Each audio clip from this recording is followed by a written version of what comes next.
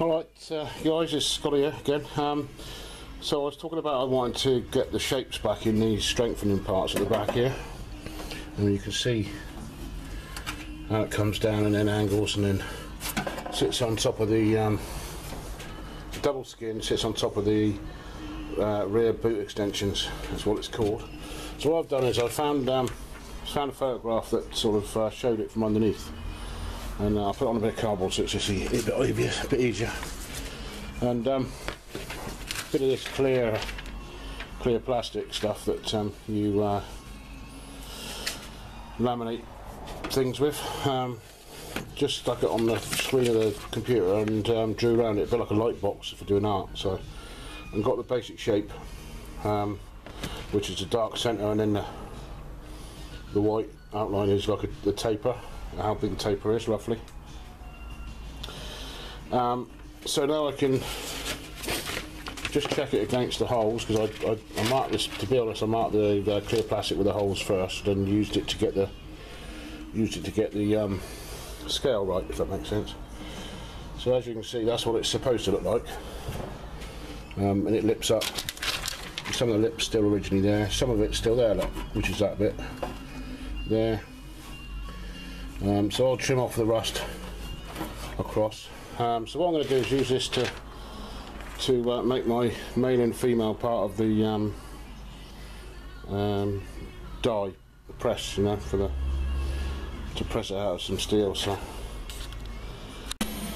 alright, just quickly for the Sawyer. Dan, I think you asked me what I use to grind the welds off. I use an ordinary bog standard grinding disc, steel grinding disc, usually on edge, if that makes any sense, so that I don't know where there's a weld, but let's come in here. But basically on edge like that, if I can, so that it only takes the weld off. I used to have a habit of doing it flat like that, and you end up taking a load off of each side if it's a bit proud one side. One of these flat wheels, again in the 4.5 inch grinder. This one's pretty worn out now, but it's still usable for a bit more. But a basic flat wheel, you know. Yeah, coarse grit. I think that's about. That's not written on it anymore. I think that's about 60 grit. I did have a question on what sort of welder it was, and it's a Sealy Supermig 185 amps. Personally, this is just personally, I wouldn't go much below 130 amps if I was buying a welder. Well, I wouldn't go below 130 amps if I was buying a welder. Okay, so I've cut a piece of 1/2 inch steel. Pretty rough cut, but I've just chamfered it around so it's not too sharp.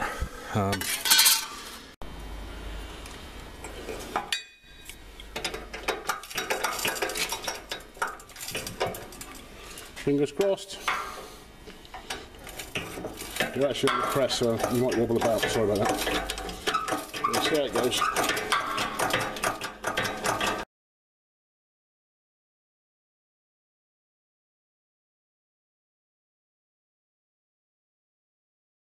It's not looking too bad. Yeah.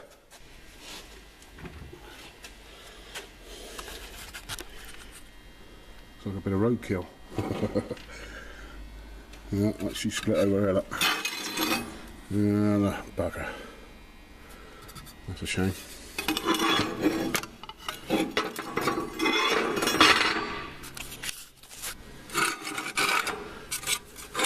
Yeah, they're split around there. I mean, I can weld that up, I guess. The majority of the shapes in it, which is what I was after. Maybe just the fact that I didn't have it quite centralised. So we do. I've got a spare one, so we'll do another one. The other side. We'll see how it goes.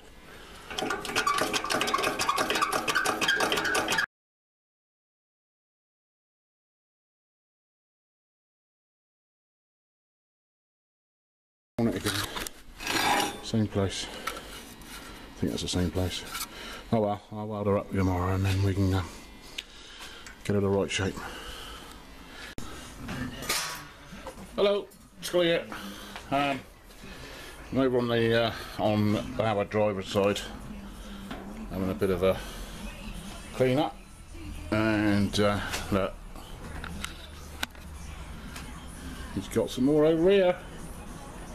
I was intending on, this is where they had an aerial, radio aerial before, and I was intending on filling that in anyway, but yeah, we've got some more of that little rascal again. Not so bad up here on this side, but yeah, certainly got some, need to come out here. We've got holes.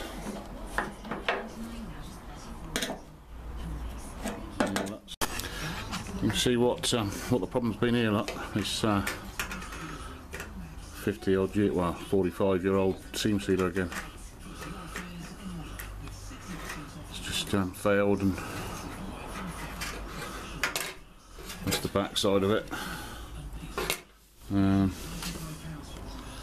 I don't know if you can see it here or not, but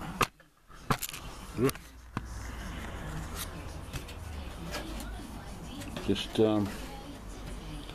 coming away, and it's been coming away for a while, I guess, and it's leaked. So, well, hopefully that's enough surgery. I've ended up taking some of the wing off the top, which I was really reluctant to do because it's, well, I just didn't want to do it, but there we go, I've done it now. I can't leave it in there, so. Okay, first patch going in. This is the wing piece. So, because it's a fin that continues straight up there, it needs to have a straight line, otherwise it's going to look odd. So what I've done is I've just very lightly run a file along the top of the fin, the body line, to make it shine, and then use my square just to make sure, because even just cutting this metal out can make it walk, can't it? So I've just done that and checked it, and it's okay, so we're all right. We can keep going. I didn't want to put a waggle in it. Well, that's enough for me today. As you can see, the patch is made or cut. I've got the right angle bent in it. The panels are funny. It starts off almost 90 degrees back here, and then as it comes back towards, as it comes down the car, it sort of has a slow twist in it. So I've got to put the twist in as I weld it, really. So, oh yeah, I've got the patch finished. So I can get this side with the welder. So it's quite easy. So I've done the old drill the holes and etch weld through primer.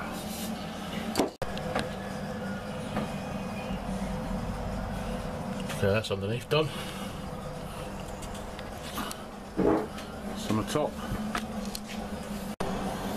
Wow, I made a cock up. I was quite happy there, merrily getting my little patch ready, and I'm thinking there's something wrong with it. There's something wrong with it. I couldn't work it out, you know, it wasn't becoming really obvious. And it's this bit, it actually dog legs, and I've forgotten it. I mean, it's only over there, it's not like it's flipping far away. See the dog legs there, comes down, and then dog legs, so I need to draw it in there where I've got to cut, so, or where it's got to bend, so I'm going to cut it and do it properly. I was just going to make a patch like that, so because the back of the window rubber comes off this. This is why this bit's got to be on there.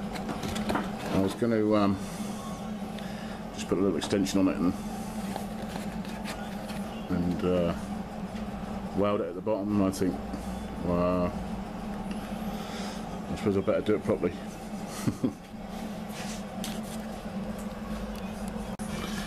Okay, so it's done. Hopefully there's no more rust. There's a few low spots, but I'm not too excited about it. I've got to put a little bit of skim in there anyway, so a bit of a skim. So I'm not overexcited about it. That came out right in the end, like an extra bit, like it should be. So, get those two back corner bits in, and then that's hopefully, find some wood to touch. Wood. Hopefully, that'll be the last of the welding. Woohoo! Alright, see you in a bit. Oh, okay. Got all the old crap ground off. Everywhere actually, so I was the old welds, put them ground off, and it's all flat, so it's pretty lumpy bumpy in the boot, where it's had lots of patches and welds in the past, so it's going to be a case of oh, it's dusty. Going to be a case of bit of fiberglass, I think, just to fill some holes, just to make it look pretty. So I'm going to get these pieces and sort of trim them up to suit. The bits I've pressed out, so it doesn't need to be so huge, so we'll just trim them up, get them somewhere close to the right shape, and then we should be ready to weld them in. Right guys, it's well, supper time, so I've been told to go and light the barbecue. Yeah, I've had enough anyway, to be honest, getting knackered. So I've got it to the point where they're virtually the right shape, and just need welding in. Whoop, go around this way. So virtually there, so it's just a matter of getting them cleaned up and welding them in now, so yeah. Alright, well, thanks very much for watching. We'll catch up with you next week, I guess. Hopefully this will be the last of the welding. There's a little bits at the bottom of those windows, rear light housings to get done, and then that's about 1 by 2 inch little patches, so hopefully that is it. Yeah, so we'll get in and have a wash, have a splash around, get the barbie going. See you later guys. What are you being all shy about it? Yeah, because my hair is absolutely awful. I mean, as awful as it could possibly be if I tried. Well, I'm being filmed anyway. We're tired. I just delete it. I will get very cross. I'll put that where the sun don't shine.